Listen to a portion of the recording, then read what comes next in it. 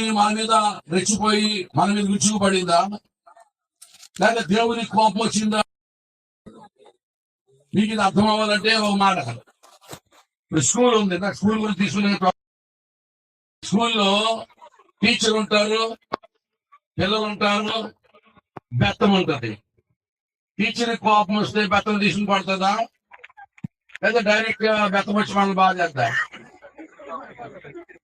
మన స్కూల్కి వెళ్ళి గుడ్ మార్నింగ్ టీచర్ అనాలా, గుడ్ మార్నింగ్ బెత్తం అనబెడతాం అనుకుంటేట మరి బాబు చెప్పడం దేనికోదానికే అయ్యే మోకాలు. ఇప్పుడు టీచర్ కోపం వస్తే బెత్తం తీసుకుని పడుతుందా, లేదా డైరెక్ట్ బెత్తం వచ్చి బాధేద్దా? ఏమండి, టీచర్ కోపం వస్తే బెత్తం తీసుకుపడుతుంది. కానీ మనకి వెళ్ళి స్కూల్కి వెళ్ళి గుడ్ మార్నింగ్ టీచర్ అన్నా, గుడ్ మార్నింగ్ బెత్తం అన్నా? గుడ్ మార్నింగ్ టీచర్ అనేవాళ్ళు ఏమో క్రైస్తవులు, గుడ్ మార్నింగ్ బెత్తం అనేవాళ్ళు మిగిలినోళ్ళు. హల్లెలూయా. గంగాగ్రహం కాదు, దేవుని కోపం వచ్చింది. ఎవరి కోపం వచ్చింది? దేవుని కోపం వస్తే ఏం చేస్తారంటే, ఒక తుఫాను, ఒక భూకంపమో, ఒక సునామీయో, ఒక కరోనా, ఫస్ట్ వేవో, సెకండ్ వేవో, ఇంకెన్ని వేవులో బుద్ధి చెప్పడానికి దేవుడు పంపుతాడు. ప్రియులారా, దేవుడు భూనివాసులను పాపం పెరిగిపోయినప్పుడు, సృష్టికర్తను మరచి సృష్టిని పూజిస్తున్నప్పుడు, బాగా రెచ్చిపోయినప్పుడు భూనివాసులు బుద్ధి చెప్పడానికి దేవుడు పంచభూతాలను వాడతాడు. ఆయన తుఫానులో ప్రత్యక్షమయ్యాడంటే, దేవుడికి తుఫాను పంపడం ఎంత ఈజీ అంటే, మనకు ఫ్యాన్ వేసుకోవడం ఎంత ఈజీయో ఆయనకి అంత ఈజీ. మనం బాగా ఒక్కడితే 3-5లో పెట్టుకుంటాం, లేకపోతే 3లో పెడతాం. మన హుదూ తుఫాను ఇప్పుడు దేవుడు 3లో పెట్టాడు, అదే 5లో పెట్టుంటే మేము అందరం ఇలా అందులో ఉంది. దేవునికి స్తోత్రం కలుగునగా.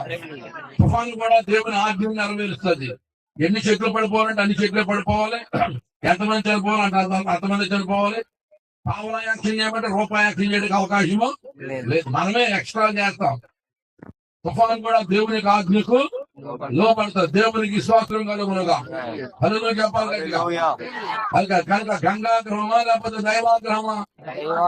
విశాఖపట్నంలో తుఫాను వచ్చినప్పుడు తర్వాత అందరూ ఏం చేశారంటే, చాలా మంది నేను చూశాను కళ్ళారా, బీచ్ లో బిందుల నిండా పసుపు నీళ్ళు కలుపుకొని, ఏమండి దానికి పసుపు కోటు కట్టి పైన అందరూ బీచ్ లో కొన్ని 100 మంది రైలుగా నిలబడి, గంగమ్మ నీకు దండమమ్మా, మా మీదకి రాకమ్మా, మా మీదకి రాకమ్మా, గంగమ్మ నీకు దండమమ్మా అని చెప్పి పిల్లల ఆ పసుపు నీళ్ళు దాంట్లో కలుపుతా ఉన్నారు.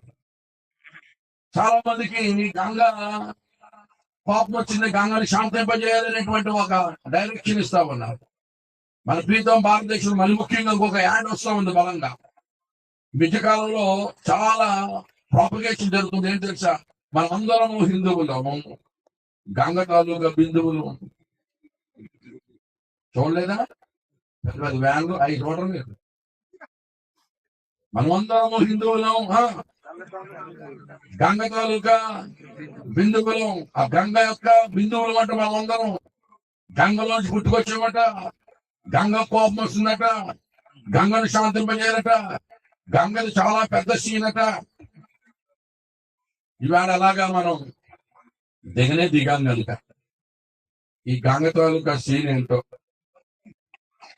నేను మీకు చూపించాలనుకుంటున్నాను.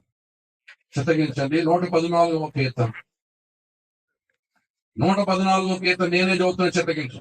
ఐగుప్తులో నుండి ఇశ్రాయేలు అన్య భాషల జనుల్లో నుండి యాకోబు బయలు వెళ్ళినప్పుడు యోధా ఆయనకు పరిశుద్ధ స్థలం ఆయను, ఇశ్రాయేలు ఆయనకు రాజ్యం ఆయను. సముద్రము దానిని చూచి పారిపోయెను, యోర్దాను నది వెనుకకు మళ్ళెను. కొండలు పుట్టేల వలన గుట్టలు గొర్రెల వలన గొంతులు వేసారు. సముద్రమా నీవు పారిపోవడానికి నీకు ఏమి తటస్థించినది? యోర్దాను నీవు పారిపోవటకు, నీవు వెనుకకు మళ్ళుటకు నీకేమి తటస్థించినది? చూసారా, ఐగుప్తులో నుండి దేవుని జనాంగం వస్తా ఉంటే మోషే నాయకత్వంలో కాలము పరిపూర్ణమైనప్పుడు దేవుని బిడ్డలారా, ఐగుప్తులో నుండి ఇశ్రాయేలు జనాంగం బయటకు వస్తా ఉంటే ఆ సంఘాన్ని, పాత నిబంధన సంఘాన్ని చూసి సముద్రం ఏమైందట? పారిపోయిందట. సముద్రము దాన్ని చూసి చెప్పండి, దాన్ని చూసి పారిపోయాను. సముద్రం అంటే అర్థం ఏంటి? గంగా. దేవుని సంఘాన్ని చూసి గంగమ్మ కచ్చా పిలిచి రన్నింగ్, పరుగు పరుగు. ఏమేమో ఎక్కడ చూడబెట్టండి, ఎక్కడ చూడబెట్టండి బాబు, వస్తున్న వాళ్ళు ఎవరు అనుకుంటారు? జీవం గల దేవుని సంఘం. హల్లెలూయా. జీవం గల దేవుని సంఘం వస్తుంటే గంగమ్మ కచ్చా పిలుచుకుని పరుగు పరుగు. హల్లెలూయా.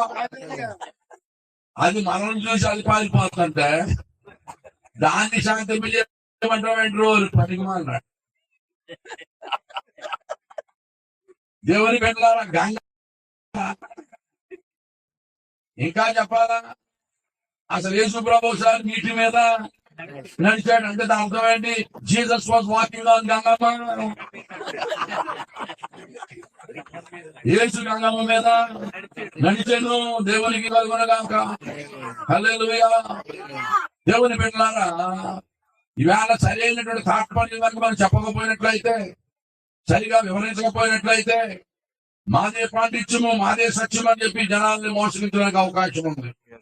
ఇవాళ పచ్చపోతాలో ఒకటైనటువంటి నీరు ఏమండి, యేసు ప్రభుని సంఘాన్ని చూసి ఇంకా పారిపోతున్నట్ట.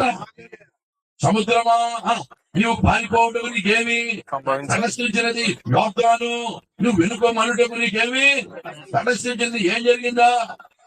ఏం జరగడం ఏంటండి? ఎవరు వస్తున్నారు అక్కడ? ఎవరు వస్తున్నారండి? ఎవరి నాయకత్వంలో? మోషే నాయకత్వంలో జీవం గల దేవుని సంఘం వస్తుంటే గంగమ్మ కచ్చాబి గెలుచుకొని. ఇంకో సంగతి చెప్పరా? హల్లెలూయా. యోర్దాను ఈ కానాను విందులో యేసు ప్రభు వారు నీటిని దేని మార్చారు? ద్రాక్షారసం మార్చారు. అక్కడ ఉంది గంగమ్మ. ఆ నీరు ఎలాగైంది ద్రాక్షారసం అనే విషయంలో ఒకసారి మన ఏబి మాసిరామన్ గారు ప్రసంగం చేశారు. ఏబి మాసిరామన్ గారు ప్రసంగం చేస్తే ఎలా ఉంటది? ఆయన మహాపండితుడు, ఉద్దండ కవి.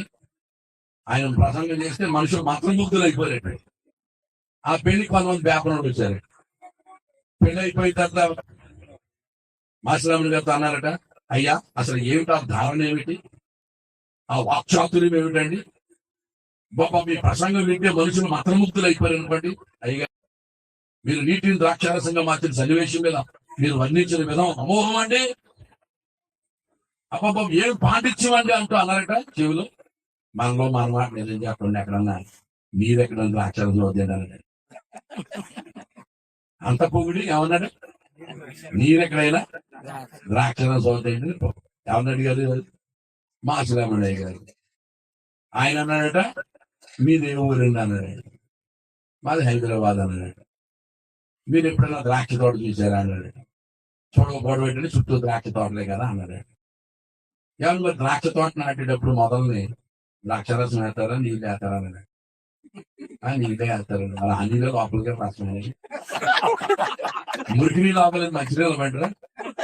అయినా ఒక రసమైన పూల రసం అవుతాయి.